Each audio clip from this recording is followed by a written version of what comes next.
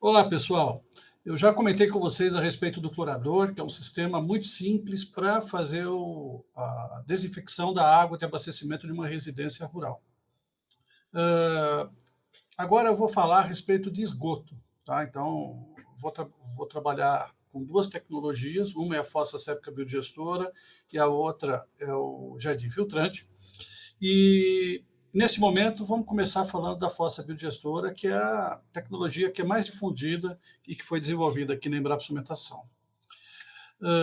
Lembrando, então, que eu sou pesquisador da Embrapa, né, na Embrapa Cimentação, no município de São Carlos, São Paulo. Pois bem, começando a respeito do esgoto na área rural, uma coisa que eu sempre falo, quando está lá nas casas, isoladas, lá longe, né, não tem ninguém por perto, o que geralmente acontece? Né? Bom, primeiro que todo mundo vai fazer xixi e cocô, não tem como escapar disso. Né?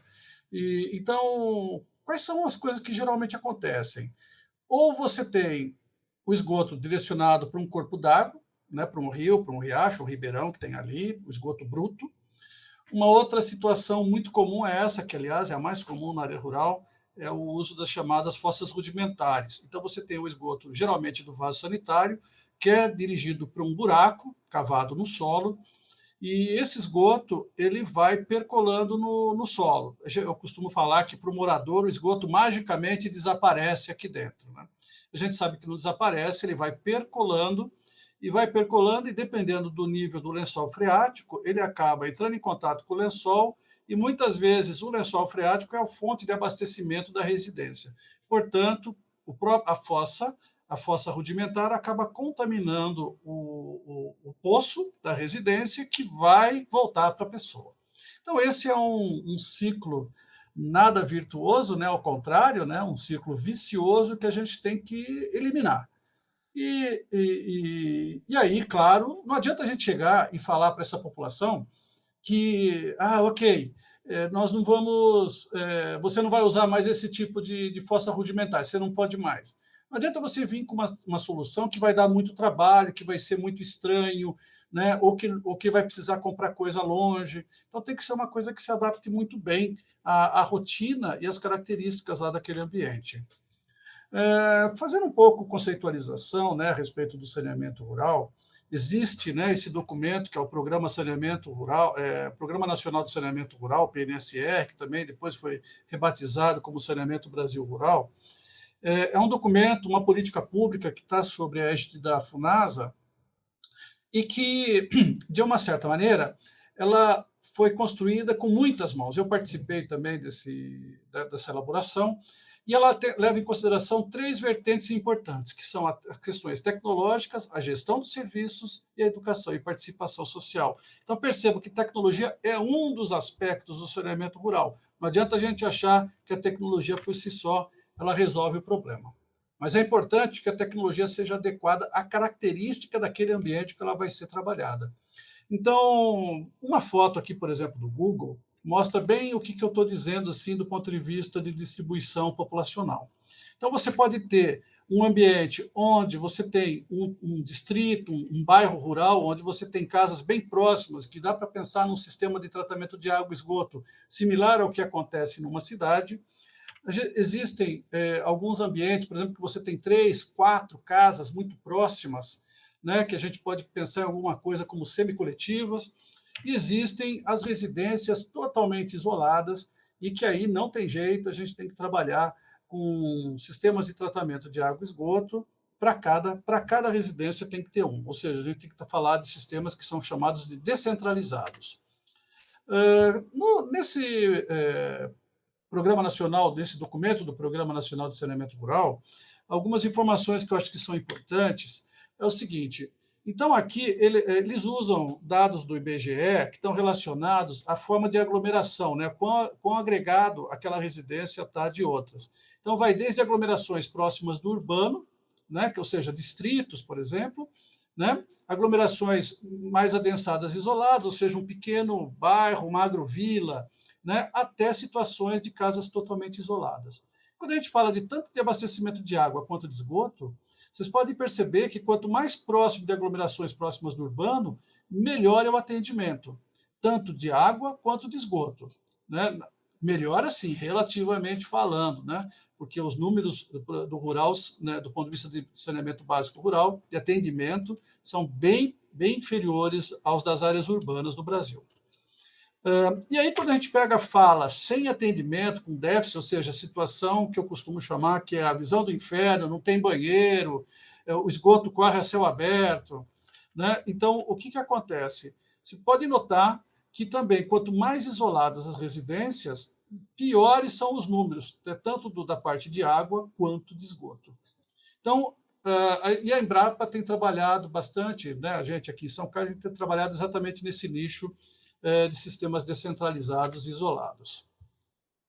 E aí, a gente tem que pensar que, do ponto de vista do esgotamento sanitário, que ele é tecnicamente dividido em duas grandes classes. Existem as chamadas águas escuras, também chamadas de águas pretas, que é o esgoto contaminado por excreto humana, né? Basicamente o vaso sanitário, e que o tipo de contaminação que esse esgoto tem é a parte de carga microbiana e também carga orgânica lábil, representada pela alta DBO, né? Demanda bioquímica de oxigênio. Enquanto que as águas cinzas, que é o restante do esgoto da residência, pias, lavanderia, chuveiro, essas águas geralmente são mais diluídas e a contaminação é muito mais química, né? Principalmente por óleos, gorduras, graxas, sabões e detergentes. Percebam que as contaminações, os tipos de contaminantes são diferentes, e aí a gente pega, então, trabalha dentro de uma característica de separar esses esgotos. Com isso, a gente consegue fazer um tratamento. O tratamento é mais simples e também acaba sendo mais eficiente. Então, a água do vaso sanitário, né, as águas escuras, a gente direciona para a fossa séptica biodigestora e o restante do esgoto da residência vai para o jardim filtrante. Tá? Então, a gente começa com essa premissa também. E o que é a fossa séptica biodigestora? A fossa, né, ela é um sistema de caixas d'água, são caixas d'água de fibra de vidro de 1.000 litros que você encontra em loja de material de construção, pela internet. A gente também tem até empresa licenciada, né, que trabalha que vende kits da fossa biodigestora. E aí, o que acontece? O esgoto do vaso sanitário ele vem, essas caixas elas estão semi-enterradas, então o esgoto do vaso é direcionado diretamente para a primeira caixa, esse esgoto ele vai fermentando aqui dentro, conforme vai entrando o esgoto mais novo, o excesso vai sendo sugado, puxado para a caixa seguinte, sempre da parte de baixo, ele vai continuar fermentando na segunda caixa, conforme vai entrando líquido mais novo para cá, vai empurrando o excesso para a caixa seguinte. Quando chega na última caixa, esse líquido já está tratado. A gente faz um cálculo de tal maneira que o esgoto ele fica fermentando nessas primeiras caixas por pelo menos 20 dias, que é um tempo bastante razoável para ocorrer um bom processo de fermentação anaeróbia. Né? E aí, para fazer com que o sistema funcione um pouco melhor, uma vez por mês, a gente coloca, por meio de uma válvula retenção, antes da primeira caixa, uma mistura de 5 litros de água com 5 litros de fezes frescas de bovino. Né? Um ruminante de uma maneira geral. Por que a gente faz isso? Né? A gente aproveita micro-organismos que estão presentes nas fezes bovinas para quebrar principalmente material fibroso presente nas nossas fezes, e também alguns tipos de materiais proteicos. Com isso, então, a gente, apesar de aumentar um pouco a carga orgânica quando a gente faz isso, a gente tem um ganho de eficiência na remoção, né, de sólidos presentes, sólidos orgânicos oriundos do esgoto.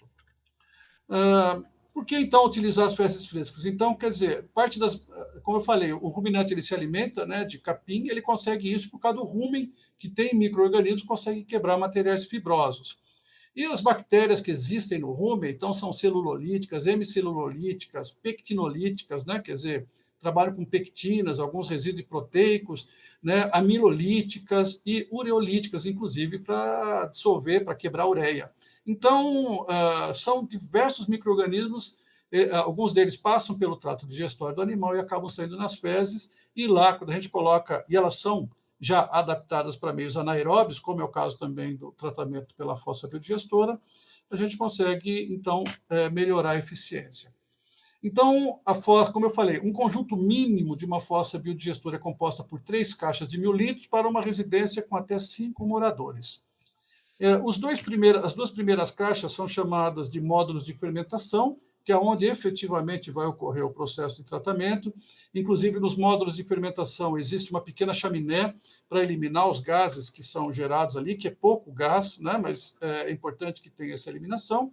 E o último módulo, a última caixa, é o módulo de armazenamento, que a gente recomenda que existe para depois utilizar esse líquido como um fertilizante agrícola.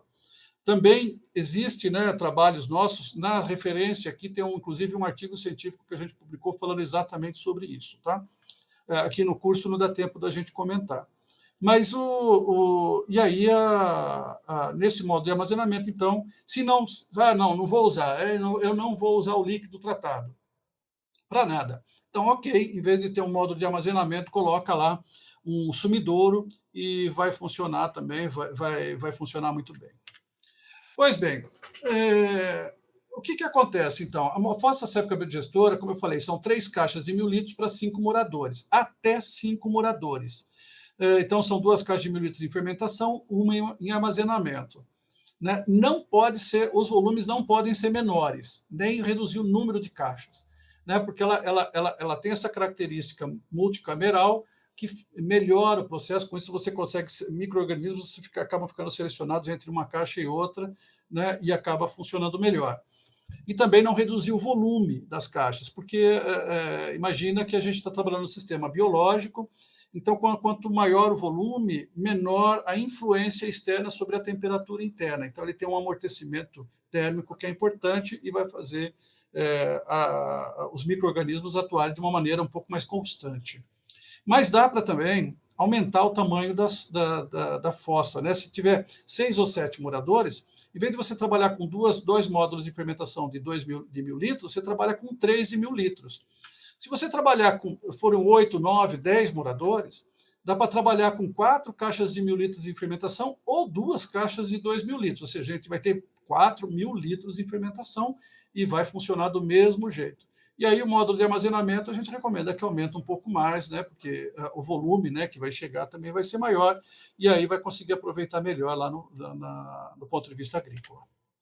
Algumas imagens, né, de instalação da fossa, podem ver que é tudo muito simples, né, caixas, né, caixas de fibra de vidro que a gente recomenda. Quando não tem caixa de fibra de vidro, até dá para montar com caixas plásticas, mas tem que tomar muito cuidado, muito mais cuidado. A gente não recomenda, principalmente se você estiver falando de política pública. Então, é trabalhar sempre com caixas de fibra de vidro. E a gente também fez muito trabalho já de conscientização, capacitação, e ainda faz, né? E isso é muito necessário para que as coisas ocorram de maneira adequada.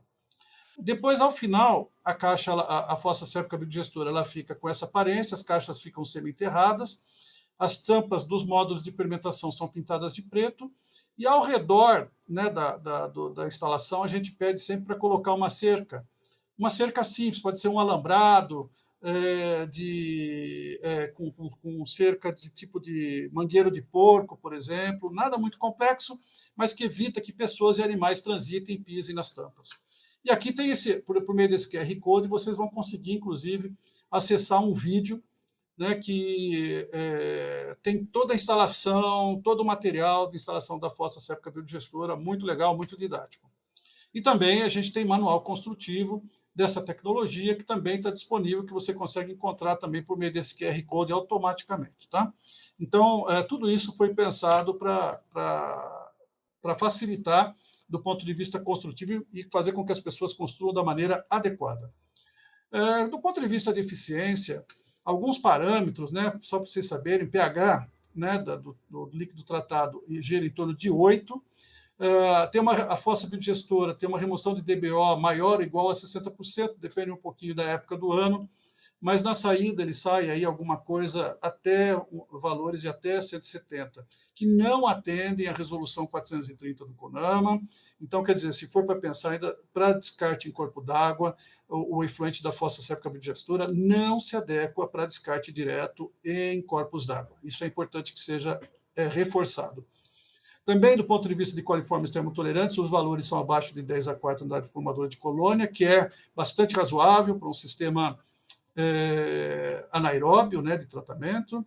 É equivalente, aliás, é menor do que o que se encontra geralmente num tanque séptico, né, na saída de um tanque séptico com filtro. Aí uma remoção de nitrogênio que não é tão grande, que é também características de sistemas anaeróbios, uma turbidez baixa, o efluente da fossa tem cor, mas ele não tem uma turbidez bastante baixa, não tem os odores, tem um odor sugêneres, mas é relativamente fraco, né, praticamente sem odor, sem vetores, né, insetos, roedores que possam também, de alguma maneira, transmitir doenças. Então, aqui as imagens de um esgoto, né, que entra na fossa biodigestora, o que sai, pode ver que é um líquido que tem cor de chá. Ele sai com cor de chá, porque tem matéria orgânica dissolvida, mas não tem turbidez. Ou seja, que o sistema de tratamento ele funciona muito bem nesse aspecto. Como limpar? E aí uma pergunta que sempre me fazem é o seguinte, né? Tá bom, esse é um sistema biológico, então como é que se limpa o vaso sanitário? Você pode limpar da maneira que acha mais adequada, com sabão, detergente, sabão em pó, né? Pode utilizar álcool aromatizado para aromatizar o vaso sanitário, mas não se pode usar qualquer produto com cloro ativo, né? Muito forte. Então, água sanitária, os chamados pinhos, né? Também não. Tão pouco se pode usar essas pastilhas desinfetantes que muitas vezes são colocadas também em vasos sanitários. Isso sim pode interferir na atividade biológica da fossa biodigestora. Mas sabão, detergente, obviamente colocado de maneira parcimoniosa, né? Limpar de vez em quando, não tem problema nenhum, o sistema consegue absorver. E onde não dá para usar a fossa séptica biodigestora, né? Como eu falei, não tem solução única para todo mundo, né? Mas você tem alguns lugares que não tem, a fossa funciona super bem, mas tem lugar que não dá para usar. Não dá para usar onde a separação do esgoto for se mostrar muito difícil, porque lembre-se que a fossa só trata o esgoto do vaso sanitário. Então, o esgoto seu tem que estar separado, o vaso sanitário do restante do esgoto da casa. Então, se não tiver separado e não tiver como separar, não vai usar a fossa biodigestora. Claro, também se não tiver água para dar descarga, né, se for lá no meio do semiárido, não tem água, então aí também tem que se pensar em banheiros secos, outras alternativas. Onde o lençol subterrâneo for muito raso, né, se tiver, porque se o nível do lençol for muito raso, a umidade pode esfriar a fossa biodigestora e fazer com que não funcione direito. Em áreas alagáveis, obviamente, né, não pode inundar e encher aquilo de lá, né, alagar aquele sistema.